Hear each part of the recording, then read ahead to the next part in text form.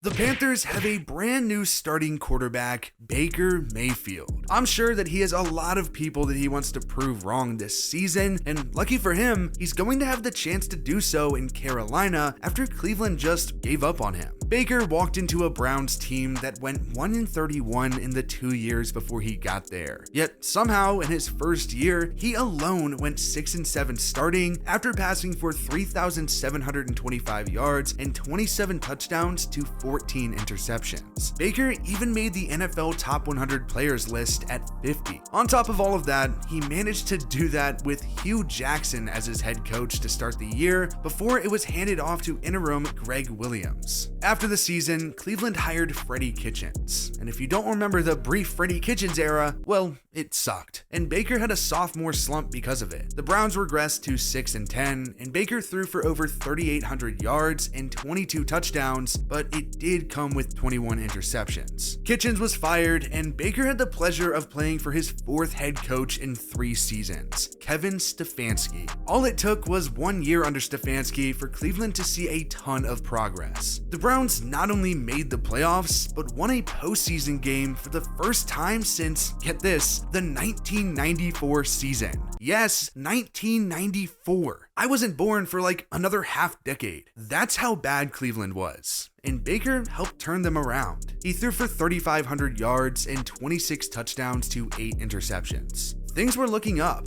but it went bad in 2021. The Browns missed the playoffs, went 6-8, and Baker struggled a lot due to a torn labrum. He had 3,010 yards, 17 touchdowns, and 13 interceptions. After, Cleveland traded for Deshaun Watson and essentially stabbed Baker in the back. He then requested a trade and was sent to the Panthers for a 5th-round pick. It looks like Baker is only going to play in 1 preseason game, but at the very least, it was really weird seeing the guy suited up in Carolina blue. He got the start despite what was considered an open competition for the starting job. The Panthers only let him play 1 drive, and it did come with a pretty bad play, a fumble in the red zone. The drive ended up ending with a 41-yard field goal after Baker completed 4 of 7 passes for 46 yards. Not much, but I'd have to imagine that the Panthers liked what they saw from him at practice, at least enough to name him the starter. Remember, Baker Mayfield was the first overall pick back at the 2018 NFL draft, and well, the next quarterback drafted at 3 is now his backup,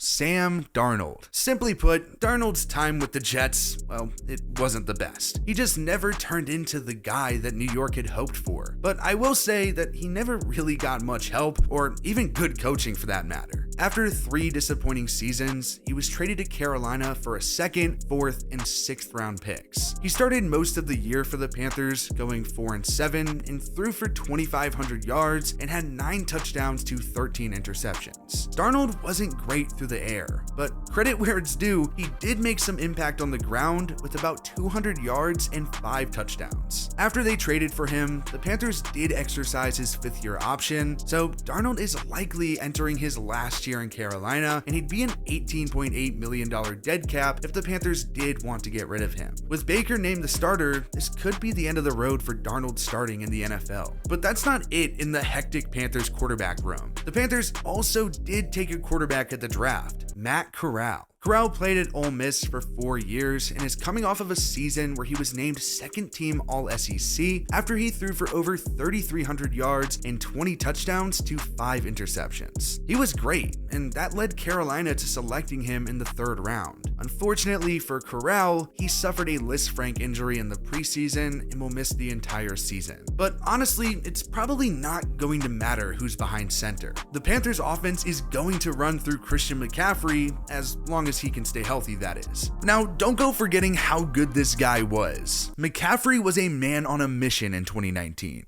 He rushed for almost 1,400 yards, and in the passing game had 1,000 yards. He found the end zone 19 total times. McCaffrey, simply put, was a stud, and everyone was taking him 1st overall in fantasy drafts like yours truly. So you can imagine the frustration when McCaffrey only played in 3 games in 2020. still hurting because of that. That offseason, he became the highest paid running back in NFL history with a 4-year, $64 million deal. Then he spent the season injured after he suffered a high ankle sprain. Returned, but only to go down with a shoulder injury. There were hopes McCaffrey would return to elite form in 2021, but instead it was capped at 7 games because of a hamstring injury and later an ankle injury. So safe to say we haven't really seen a healthy Christian McCaffrey in over 2 years. But if he can get back to 2019 form, the Panthers could surprise some people. But that's going to be easier said than done with Carolina's offensive line. There's a reason the Panthers used their first-round pick, 6th overall at the draft, on an offensive tackle, Ikem Ekwonu. Ekwonu was a 3-star recruit coming out of high school and decided to commit to NC State. He ended up starting the Wolfpack's last 7 games as a freshman and ended up leading the team with 37 pancake blocks. He began his sophomore season at left guard, but was eventually moved to left tackle, en route to being named second team All-ACC. Then, he was even better in 2021, being named a unanimous All-American. Ekwonu should really help a Panthers line that was one of the worst last season, but has some reason to be optimistic. Ekwonu on one side and Taylor Moton, a solid right tackle, on the other. It's not great, but things could be much worse. The Panthers' passing game is going to be in the hands of Baker, at least for the time being, and he's got some really good options to throw the ball to past Christian McCaffrey, his security blanket. The biggest name is DJ Moore.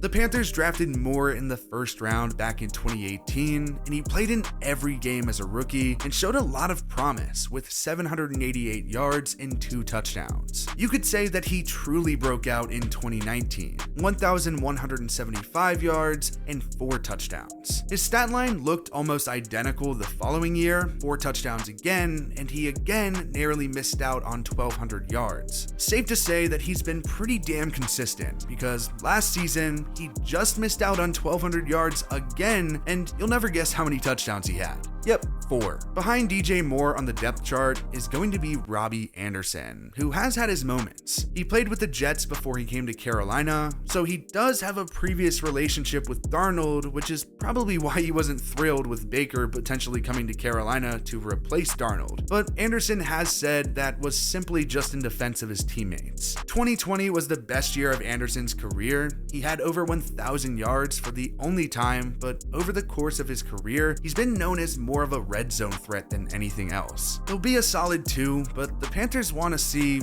well, just about anything from Terrace Marshall after they took him in the 2nd round last year. Marshall, to put it lightly, had a very uninspiring rookie year. He was okay over the first 3 weeks and then just fell off of a cliff. He missed time with a concussion, landed on IR with a foot injury late in the year, and was even a healthy scratch at one point. Marshall only saw 30 targets all season, catching 17 of them for 138 yards. There are a lot of interesting reasons to watch the Panthers this season. There are so many good storylines to watch. Can Christian McCaffrey actually stay healthy and return to form? Will the offensive line be better after drafting Ikem Ekwonu? DJ Moore is obviously still there, and is Terrace Marshall just going to go down as a wasted pick? Again, a lot of cool things are going on in Carolina, but none as big as Baker Mayfield hitting the field with a different team. So can Baker Mayfield prove that Cleveland made a mistake and that he's a true starting quarterback in the NFL?